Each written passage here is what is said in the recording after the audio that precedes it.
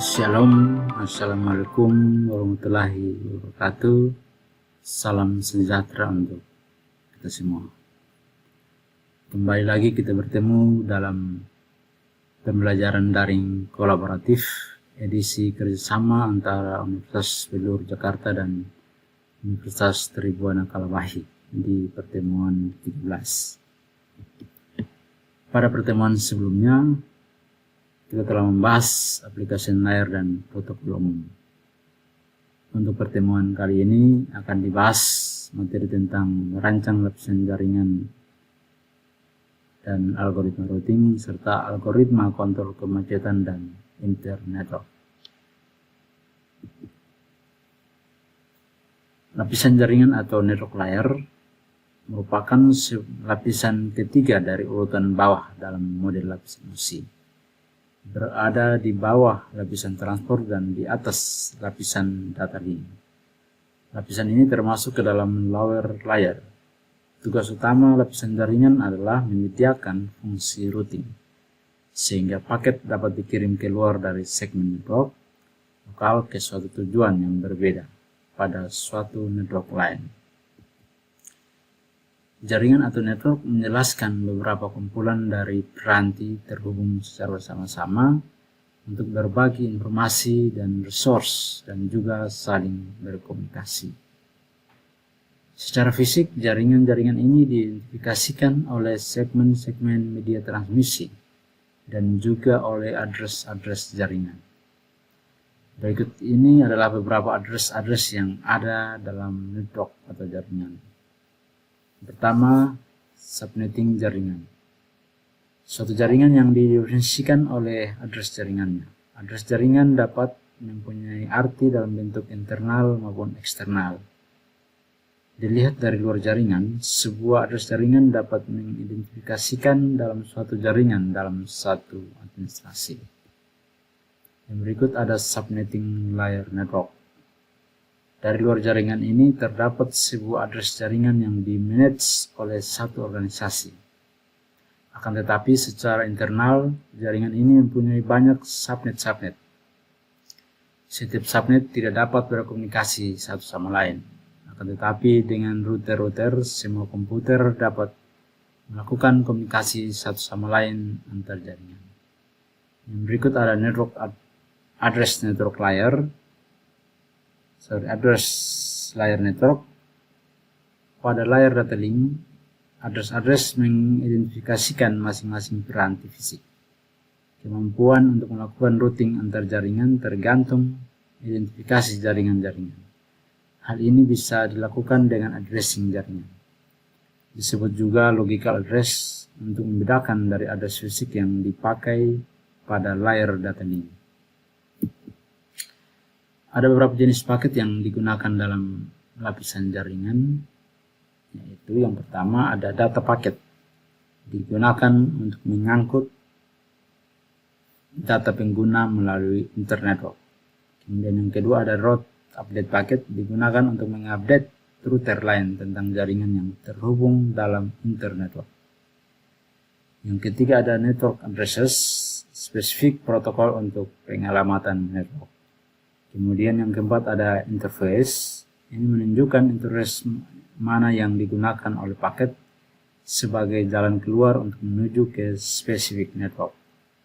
Yang kelima ada metrik, merupakan jarak ke network remote, umumnya pada routing protokol yang berbeda menggunakan metode yang berbeda untuk menghitung jarak. Lapisan jaringan mempunyai fungsi sebagai berikut. Yang pertama, menerjemahkan alamat atau address logikal jaringan beserta nama ke bentuk address fisik, yaitu menerjemahkan nama komputer menjadi MAC address. Yang kedua, bertanggung jawab untuk addressing, di mana dapat menetapkan rute pengiriman, penanganan permasalahan jaringan seperti paket switching, data connection, dan routing. Yang ketiga, jika router tidak dapat mengirimkan frame data dalam ukuran yang dikirim kode sumber, network layer menanganinya dengan memecah data ke dalam unit yang lebih kecil. Kemudian pada mesin penerima, network layer akan memadukan ulang data yang dipecah sebelumnya.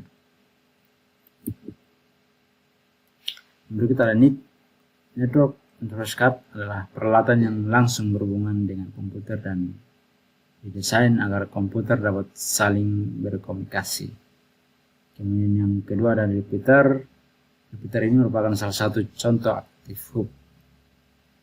Repeater merupakan alat yang dapat menerima sinyal, kemudian memperkuat dan mengirimkannya kembali sinyal tersebut ke tempat lain sehingga dapat menjangkau area yang lebih luas. Kemudian ada hub, merupakan peralatan yang dapat menggunakan frame data yang berasal dari salah satu komputer ke semua port yang ada pada hub tersebut. Hub dipakai pada jaringan topologi star dan bekerja pada layar data. Kemudian ada bridge. Bridge ini merupakan peralatan yang dapat menggabungkan beberapa segmen dalam sebuah jaringan. Beda halnya dengan hub, bridge dapat mempelajari MAC address tujuan. Sehingga apabila data dikirim melalui bridge, maka data tersebut akan dikirim ke komputer yang menjadi tujuannya saja. Bridge bekerja pada layar data link. Kemudian yang berikut ada switch.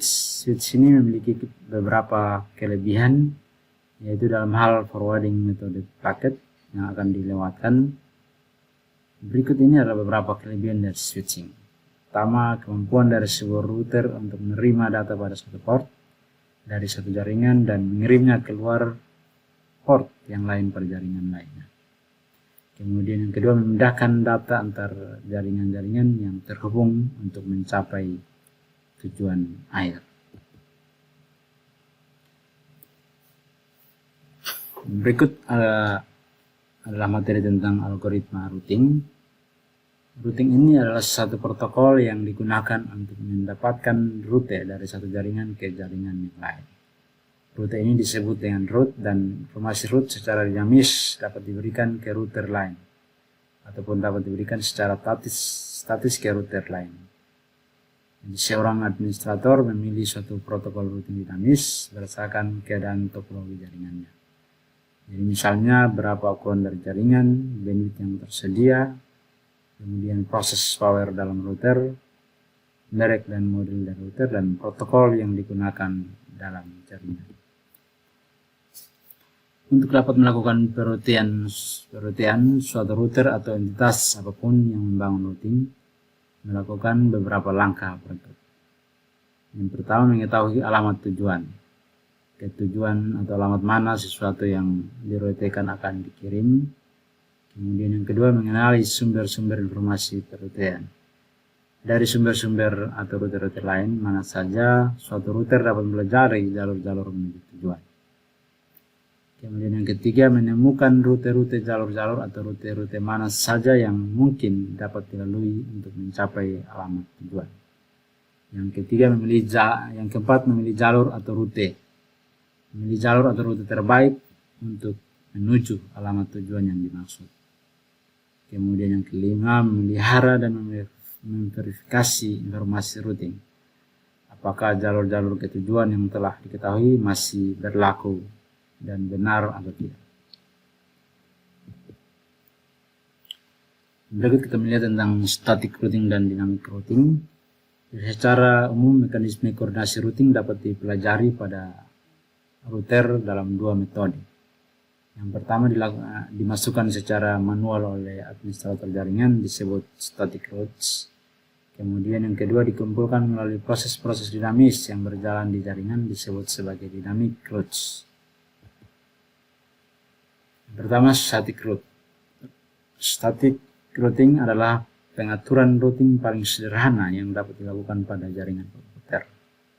Static route ini adalah rute-rute host atau jaringan tujuan yang dimasukkan secara manual oleh administrator jaringan ke route tabel suatu router. Static route mendefinisikan alamat IP hop router berikutnya dan interface lokal yang digunakan untuk memforward paket ke tujuan tertentu atau hop router berikutnya. Kemudian yang kedua ada dynamic routing. Dynamic route ini adalah cara yang digunakan untuk melepaskan kewajiban mengisi entry-entry forwarding tabel secara manual. Protokol routing mengatur router-router sehingga dapat berkomunikasi satu dengan yang lain dan saling memberikan informasi routing yang dapat mengubah isi forwarding tabel tergantung keadaan jaringannya. Dengan cara ini, router mengetahui keadaan jaringan yang terakhir dan mampu meneruskan datagram ke arah yang benar. Berikut ada algoritma distance vector. Ini merupakan protokol distance vector bekerja dengan memberikan router kemampuan untuk mempublikasikan semua router yang diketahui keluar ke seluruh interface yang dimilikinya. Router yang secara fisik berada pada jaringan yang sama dinamakan network. Jika router mempublikasikan router yang diketahuinya melalui seluruh interface-nya dan seluruh network menerima routing update, maka setiap router akan juga mengetahui router yang dapat dilalui ke seluruh subnet suatu jaringan.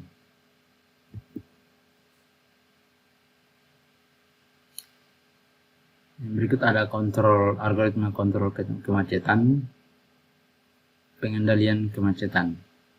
Pengendalian kemacetan ini mengacu pada teknik dan mekanisme yang baik yang dapat mencegah kemacetan sebelum kemacetan itu terjadi, atau menghapus kemacetan setelah terjadi. Secara umum dapat dibagi mekanisme pengendalian kemacetan ke dalam dua kategori besar, yaitu putaran terbuka pengendalian kemacetan atau pencegahan dan putaran tertutup pengendalian kemacetan. Seperti digambarkan pada gambar berikut. Jadi ada putaran terbuka dan putaran tertutup untuk pengendalian kemacetan. Pada putaran terbuka ada kebijakan transmisi ulang, jendela kebijakan, pengakuan kebijakan, kebijakan membuang, dan kebijakan pendaftaran. Kemudian pada putaran tertutup pengendalian kemacetan ada tekanan belakang, paket shock, sinyal lengkap, dan sinyal jelas. Kita bisa melihat pada putaran terbuka pengendalian kemacetan. Dalam pengendalian kemacetan terbuka, kebijakan yang diterapkan adalah untuk mencegah sebelum terjadinya kemacetan. Dalam mekanisme ini, pengendalian kemacetan ditangani oleh sumber yang baik atau tujuan. Yang pertama ada retransmission policy atau kebijakan retransmisi. Retransmisi ini kadang-kadang tidak dapat dihindari. Jika pengirim merasa bahwa paket yang dikirim hilang atau rusak, paket tersebut perlu dipancarkan kembali. Retransmisi ini secara umum dapat mengurangi kemacetan pada jaringan. Kemudian berikut ada window policy, jendela kebijakan. Jenis jendela pengirim juga dapat mempengaruhi kemacetan. Jendela pengulangan selektif lebih baik dari jendela go back end untuk pengendalian kemacetan. Kemudian yang berikut ada kebijakan pengakuan. Kebijakan pengakuan yang dikenakan oleh penerima juga dapat mempengaruhi kemacetan. Jika penerima tidak mengakui setiap paket yang diterima, hal tersebut mungkin dapat memperlambat pengirim dan menambah kemacetan. Yang berikut ada kebijakan membuang. Kebijakan membuang ini baik agar dapat mencegah kemacetan dan pada saat yang sama tidak dapat membahayakan integritas transmisi. Misalnya dalam transmisi audio, jika kebijakan tersebut adalah untuk membuang paket kurang sensitif ketika kemacetan yang mungkin terjadi, kualitas suara masih ada dan kemacetan dicegah atau dikurangi. Berikut ada admission policy atau kebijakan pendaftaran. Adalah suatu kebijakan yang merupakan kualitas mekanisme service. Juga bisa mencegah kemacetan di jaringan virtual circuit. Tombol dalam aliran pertama diperiksa dulu kebutuhan sumber daya aliran tersebut sebelum mengakui ke jaringan. Arah dapat menyangkal membangun virtual circuit koneksi jika ada kemacetan dalam jaringan atau jika ada kemungkinan kemacetan di masa depan. Baik, mungkin demikian dari saya. Untuk slide selanjutnya akan dipresentasikan atau disampaikan oleh teman saya Pak Joko dari Universitas Budi Luhur.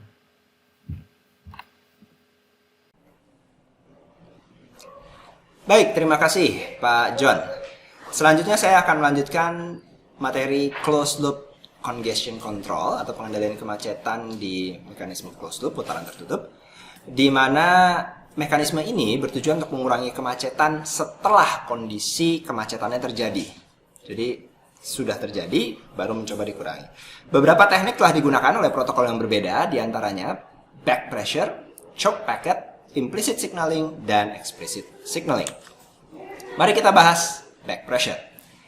Teknik back pressure atau disebut tekanan belakang mengacu pada mekanisme pengendalian kemacetan di mana node yang mengalami kemacetan berhenti menerima paket dari sisi upstream. Yang dimaksud sisi upstream itu yang dari node sebelumnya mengirimkan ke dia.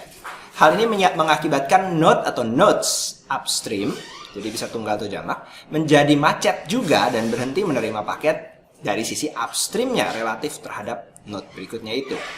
Nah, back pressure adalah bentuk kontrol kemacetan node ke node yang bergerak berlawanan arah dari arus data dan hanya bisa diaplikasikan pada sirkuit virtual di mana setiap node mengetahui informasi upstream node-nya. Supaya lebih jelas, perhatikan gambar berikut. Jadi node ketiga, saya berikan gambaran ya, di sini pengirim adalah source, penerima adalah destination, dan pengirimannya ini melalui node 1, node 2, node 3, dan node 4. Nah, ceritanya node 3 yang ini mengalami kemacetan, sehingga dia menolak menerima paket. Karena saat dia penuh, dia menolak, maka node 2 yang tadinya mau mengirimkan ke 3, itu tidak bisa mengirim. Node 2 juga mengalami kemacetan, jadi ini kondisi back pressure-nya. Back pressure-nya dilanjutkan ke node 1, di mana nanti node 1 yang kemudian menginformasikan sumber supaya kirimnya pelan-pelan ya. Jadi arah back pressure-nya adalah ke kiri, arah data flow-nya ke kanan. Next. Pola berikutnya adalah pola paket choke packet. Choke packet adalah paket yang dikirim oleh sebuah node kepada hulu, dalam hal ini adalah sumber, untuk menginformasikan ada kemacetan, supaya sumber bisa melambatkan pengiriman. Pada gambar terlihat dalam kasus yang sama, node ketiga yang mengalami kemacetan, sehingga dia mengirimkan paket choke khusus, paket ini adalah paket khusus, yang dikirimkan ke source, mundur ke 2, ke 1, ke source. Nah, ini sedikit berbeda dengan model yang tadi. Kalau model yang tadi itu memanfaatkan pola back pressure ke node-node sebelumnya, ke sisi upstreamnya. Kalau ini kiriman langsung. Jadi 3 langsung memberitahukan kepada source. Jadi dalam back pressure peringatan kemacetan itu dalam tanda kutip merambat dari satu node ke node lain sampai ke hulu. Sehingga node yang mengalami kemacetan tidak menghubungi sumber secara langsung. Tapi dalam metode choke packet, peringatan ini langsung datang dari node yang mengalami kemacetan ke sumbernya. Berikutnya, bentuk ketiga adalah implicit signaling. Dalam sinyal implisit tidak ada komunikasi antara node tersumbat dengan node sumbernya. Tidak ada komunikasi juga antara node perantara dengan node sumbernya. Jadi sumber secara implisit menduga, menebak-nebak nih, ada kemacetan di suatu tempat di jaringan dari gejala yang terjadi. Gejalanya apa? Misalnya dia mengirimkan paket dan tidak menerima acknowledgement. Jadi karena si pengirim merasa, loh kok nggak ada acknowledgement? Oh berarti ini ada macet nih di mana saya tidak tahu macetnya, tapi ada macet nih, saya pelan-pelan deh, gitu ya. Jadi si sumber berasumsi ada kemacetan dan memelankan sendiri. Jadi ini yang dimaksud dengan implicit. Signalnya sendiri tidak ada. Signal pemberitahuan tidak ada, tapi secara implisit si pengirim yang menebak. Nah, sekarang ada explicit signaling. Kalau explicit signaling, node yang mengalami kemacetan secara jelas mengirim sinyal ke node hulu atau hilir. Jadi bisa ke sisi sumber, bisa ke sisi tujuan. Metode sinyal eksplisit agak berbeda dengan metode paket choke. Karena dalam metode paket choke tadi, sebuah paket khusus yang terpisah digunakan. Dia membuat sebuah format paket choke untuk dikirimkan. Tapi dalam metode explicit signaling di sini, informasi terjadinya kemacetan dikirimkan berbarengan dengan paket data yang sedang diteruskan. Ya. Jadi kalau ke arah depan itu disebut forward signaling, di mana node hilir penerima diberitahukan ada kemacetan supaya node hilir yang bisa melakukan langkah mencegah kemacetan, misalnya memperlambat acknowledgement atau yang lainnya, Sedangkan arah kirim ke belakang, backward signaling, di mana node hulu yang diberitahukan ada kemacetan sehingga bisa langsung memperlambat pengiriman. Nah, itu adalah 4 bentuknya. Berikutnya adalah beberapa contoh kontrol kemacetan pada protokol yang digunakan di lapangan. Misalnya di sini protokol TCP. Protokol TCP menggunakan kontrol congestion untuk menghindari kemacetan atau mengurangi dengan memanfaatkan nilai window size. Di mana dalam header TCP ada nilai window size, yaitu jumlah byte yang boleh dikirim oleh node sumber sebelum menunggu tanda terima dari si penerima. Kalau nilai window-nya besar, maka data yang dikirim bisa lebih banyak dan secara tidak langsung mengakibatkan pengiriman keseluruhan menjadi lebih cepat karena tidak perlu menunggu tanda terima bolak-balik. Tapi kalau nilai window-nya kecil, maka hanya sedikit data yang bisa dikirim sebelum menunggu tanda terima. Akibatnya secara keseluruhan pengirimannya menjadi lambat. Jadi si pengirim mengirim misalnya 1000 byte, tunggu tanda terima diterima, baru kirim lagi 1000 byte, tunggu tanda terima, baru kirim lagi 1000 byte, dan seterusnya. Nah, nilai window size yang ngatur adalah sisi penerima dan sifatnya dinamis, artinya bisa berubah saat komunikasi sedang berjalan. Si penerima merasa siap dengan lalu lintas yang lebih tinggi, window size diperbesar. Tidak siap dengan lalu lintas yang tinggi, window size diperkecil.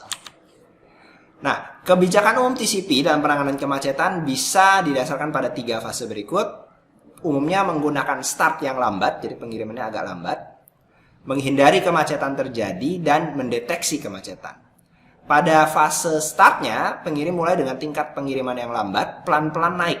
Laju pengiriman dinaikkan hingga ambang batas kemacetan. Jadi, bisa dikatakan nyoba sampai batas tertinggi yang dimungkinkan. Begitu terjadi batas tertinggi, baru dikurangi lagi untuk menghindari kemacetan.